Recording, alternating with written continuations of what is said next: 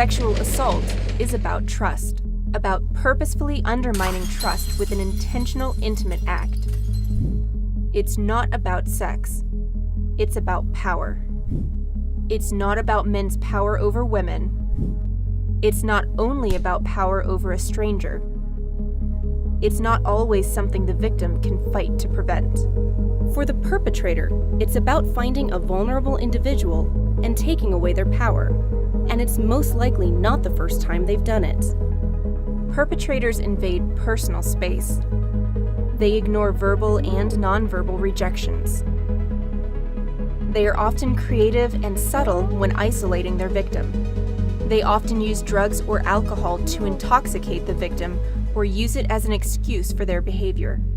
It is easy for them to get the victim to ignore their instincts, especially if the person knows or trusts them. Victims often respond with anger and fear. Their coworkers joke about sex all the time, and that makes all of them 4 times more likely to be assaulted. Drugs or alcohol can facilitate a dangerous situation.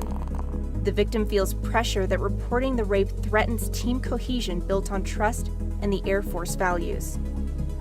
Though their trust is betrayed, they blame themselves and feel helpless.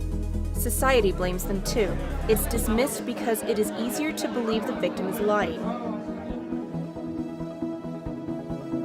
The Air Force Sexual Assault Prevention and Response Office encourages individuals to come forward and report in complete privacy. The victims are assigned a victim advocate who will provide comfort, find medical care, and request counseling to ensure the victim gets the care they need. There are 2 reporting options. When a victim decides to report, they should be careful who they talk to. Once the information is disclosed in an unrestricted report, it cannot become restricted. Victims who file an unrestricted report have the option to be reassigned under an expedited transfer. This allows the victim to be moved out of an uncomfortable situation. Requests are made to the victim's commander, and it must be addressed within 72 hours. There is a best option for your situation. A victim advocate or SARC can help you find the right option.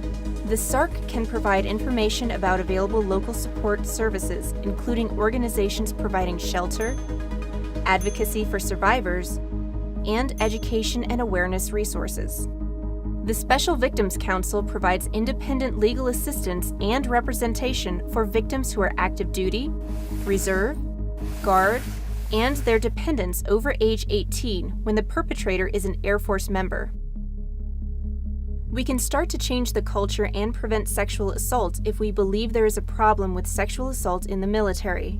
Critically evaluate the culture and climate in the workspace around us. Talk openly and honestly about the issue.